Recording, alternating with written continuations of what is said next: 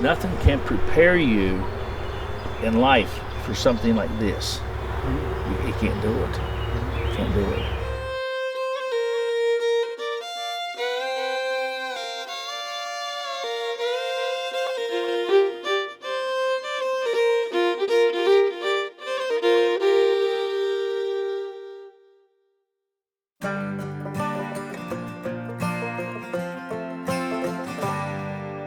I guess no one remembers after oh so many years, except the family members who shed so many tears. The day was ordinary like others that had passed. No one could imagine that day would be their last.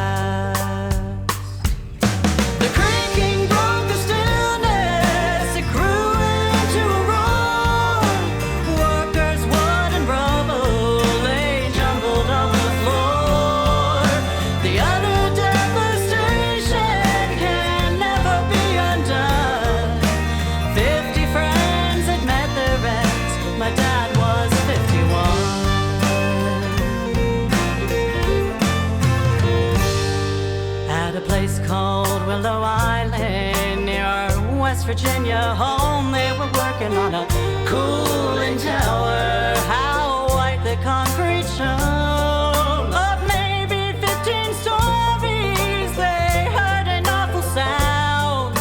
The scaffold seemed to peel away, cascading toward the ground.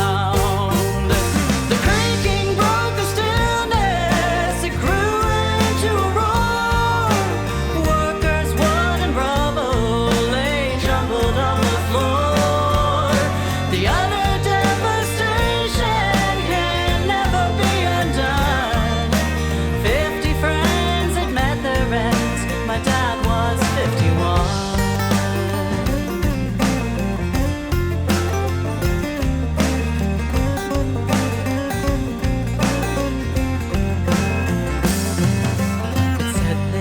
Some corners, the bolts were not secured. The night before turned colder and the concrete never cured. They still kept the schedule with decisions that had tried. Were some savings worth the cost they paid for with their lives?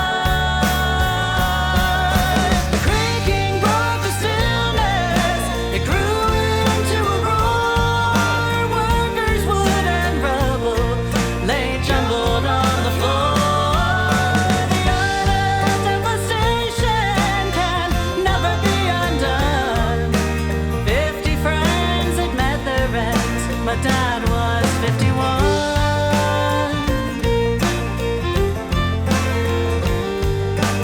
50 friends had met their ends. My dad was 51.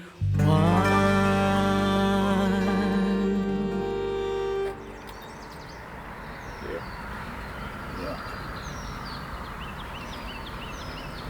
Where were you at? Russ and I were Russ's. Is it? You can tell them where you were. He's working for Klug down there in the lime silos. In the limestone silos. Uh-huh. Yeah. I was up on top of the silos down there, which is clear on the other end of the job, but it's a plain view right up there to it. Right.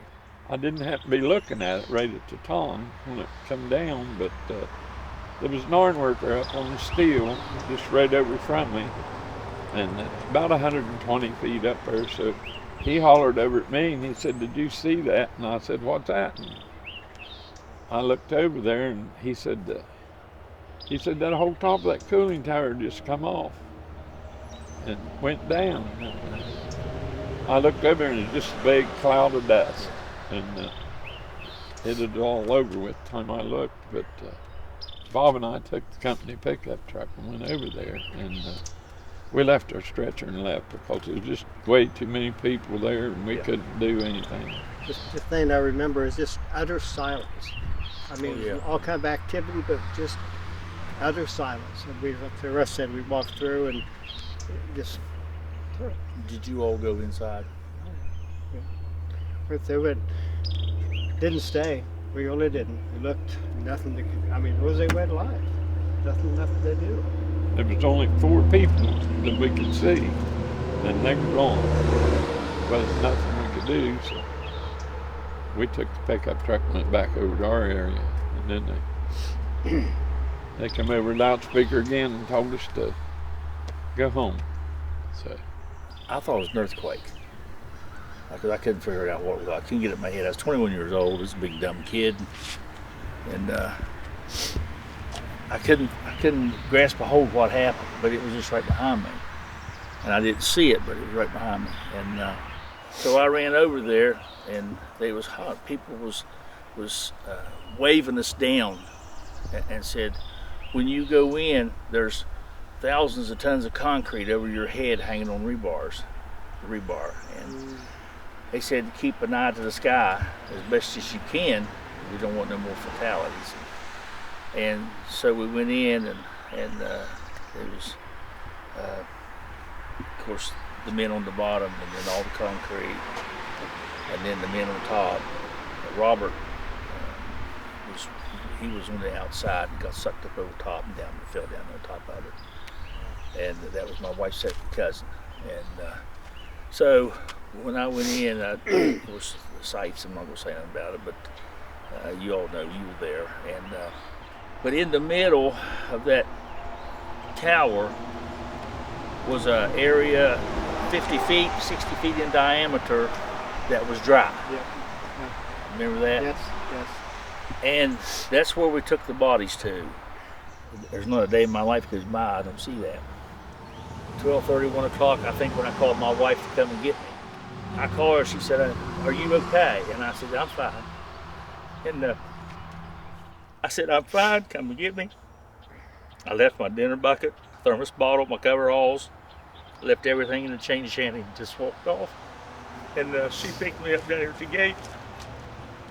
And I didn't think about trying to get a hold of my family. Finally, we got to the house, and I didn't even know they knew. And that 75 Ford pickup, my daddy came out of the house. He's just a little fella, and he wasn't very big at all. And he came out of that house. He grabbed me and swung me around. And he was a happy seeing boy. One on the old boy. Well, and that was really good, but then the reality set in that I didn't call. And so I stood there and took it like a man. And I mean, I got a good chewing. It gave you a heck, didn't it?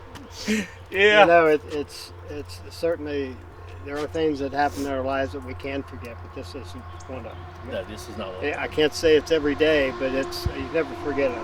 Never. And this is probably the most I've talked about it, and I've said a whole lot, but it certainly has impacted my life. I mean, it's just a memory that's there. It won't go away. Right.